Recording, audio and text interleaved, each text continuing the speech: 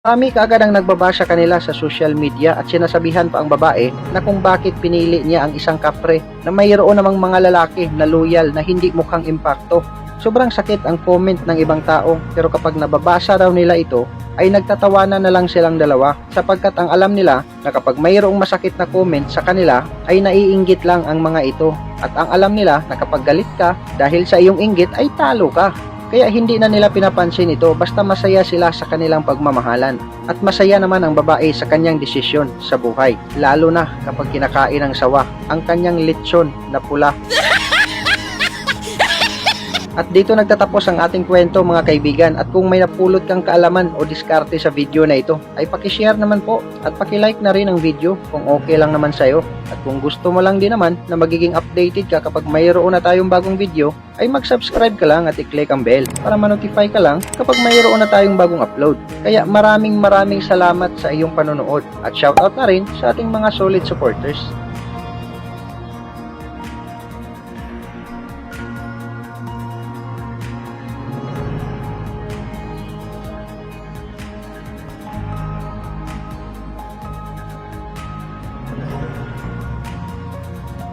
Ang immortal na kaaway ng babae na palagi niyang tinatawag noon na kapre sa kanilang paaralan ay nagiging asawa niya pagkalipas ng ilang taon.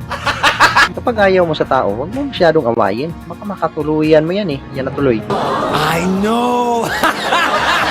Marami ang nagsasabi na baka nakarma ang babae dahil sa kanyang pagmamaltrato sa isang lalaki. Paano ba nangyari ito at bakit na in love ang babae sa kanyang immortal na kaaway? Yan ang alamin natin sa video na ito. Kumusta guys? Maligayang pagbabalik sa ating bagong video. Sa video na ito, malalaman mo kung ginayuma nga ba ang magandang babae na ito dahil napaibig siya sa kanyang immortal na kaaway noon sa eskwelahan at palagi daw niya itong itinataboy dahil daring-diri daw talaga siya noon ito. Ngunit hindi niya inaasahan na ito pala ang magiging mister niya sa bandang huli at ang kanyang magiging forever. Una sa lahat, siya ay si Kwande na taga Cambodia na biglang sumikat sa buong mundo nang mag-post ito ng picture na kasama niya ang kanyang boyfriend at pinagmamalaki pa talaga niya ito. Nang may post niya ang picture na ito ay napakarami ang nag-react at nag-comment dito. At hindi lang yan, dahil sa loob lamang ng ilang minuto ay umabot ito ng mahigit 1,000 shares ng mga netizens na hindi mo alam kung nai-inspire ba sila sa kanilang pagmamahalan. O baka nabubuisit lang sila dahil wala silang ganito kasulit na pag-iibigan.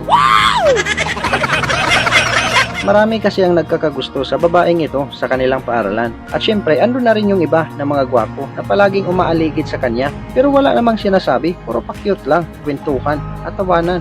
Pero itong lalaki na si Lodi na bida sa ating kwento ay napakalupit dahil tahimik lang siya at hindi na siya lumalapit sa babae kasi alam naman niya na ipapahiya lang siya dito at itataboy palayo. Kaya hindi na niya inaasahan na magugustuhan siya nito sapagkat napaka-imposible na mangyari yun dahil iniisip ng lalaki na pang Halloween party lang ang kanyang itsura at tanggap naman niya ito. Ang kanilang paaralan ay nagkaroon ng acquaintance party at syempre nagiging partisipante ng sayaw ang magandang babae na ito sa kanilang paaralan at dito sumikat na naman siya at ang lalaki nating bida ay hanggang tingin lang at tulo laway ang inabot. Kaya hindi na naglakas loob ang ating bida na gawin ito sapagkat sapat na sa kanya ang imagination at ang kanyang kamay na ginagamit niya sa pagpunas ng kanyang mga pawis sa tuwing umiinit ang kanyang katawan.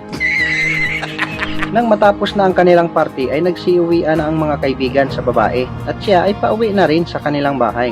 At ang ating bida na si Lodi ay napaisip na tingnan at sundan ang babae sapagkat gabi na at delikado dahil mag-isa lang siya at ang dinadaanan niya ay liblib na lugar na walang katao-tao. Pero wala siyang masamang balak dito Ang gusto lang niya na makauwi ang babae na ligtas sa kapahamakan. At syempre, sinisigurado din ng ating bida na hindi siya mahalata na sinusundan niya ang babae. Dahil kapag makita siya nito ay siguradong sisigaw na naman yun na mayroong kapre na sumusunod sa kanya. Habang naglalakad ang babae ay mayroon siyang naririnig na mga lalaki na nag-uusap-usap na papalapit sa kanya na parang nasa likuran na niya.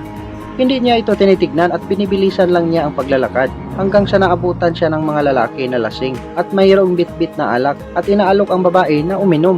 At syempre, sa takot ng babae ay tumakbo ito. At sa kasamaang palad ay nahabol siya at hinawakan ang kanyang braso ng mahigpit na parang galit na galit ang mga lalaking lasing. Nang makita ito ng ating bida, ay gumawa ito ng eksena at kumuha ng lighter at sinindihan niya ito at nilagay sa kanyang mukha at ito ay kumakahol na parang mayroong kapre na nagpaparamdam. Nang makita ito ng mga lasing na lalaki ay nagsisitakbuhan silang lahat at ang babae ay sumigaw sa takot dahil mukha nga namang kapre. Kahit ako siguro tatakbo rin ako nun eh.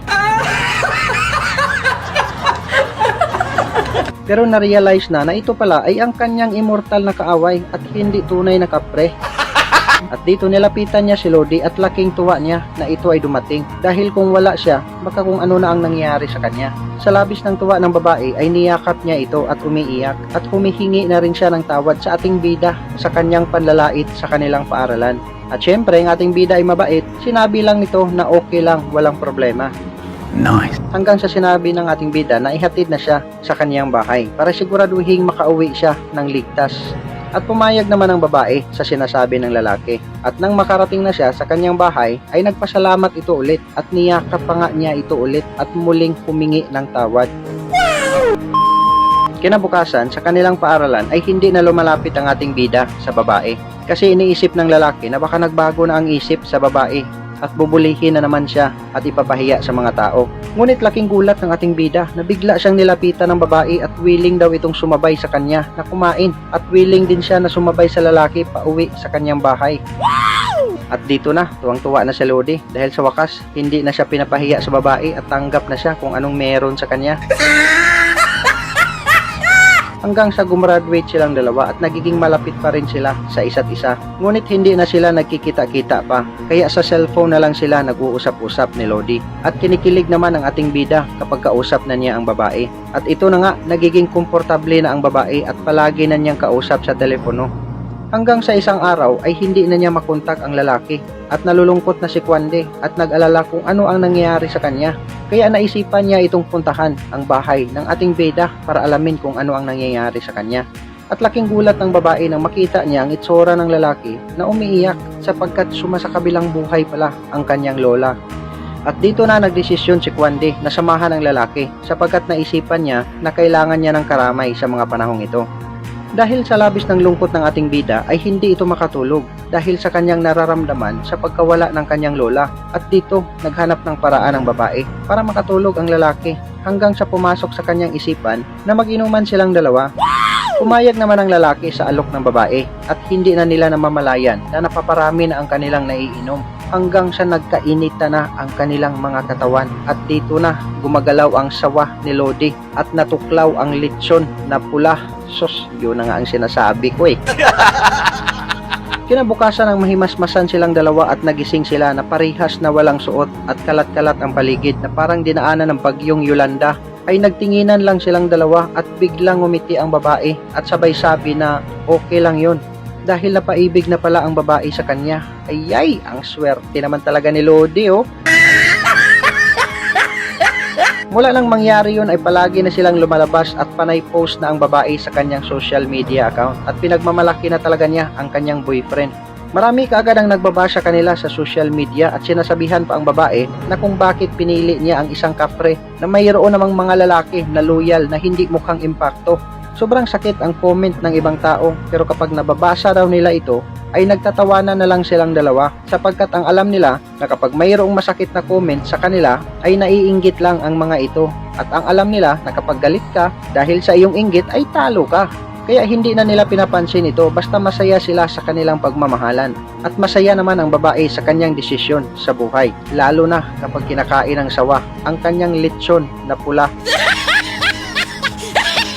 At dito nagtatapos ang ating kwento mga kaibigan at kung may napulot kang kaalaman o diskarte sa video na ito ay pakishare naman po at pakilike na rin ang video kung okay lang naman sa'yo at kung gusto mo lang din naman na magiging updated ka kapag mayroon na tayong bagong video ay mag-subscribe ka lang at i-click ang bell para ma-notify ka lang kapag mayroon na tayong bagong upload.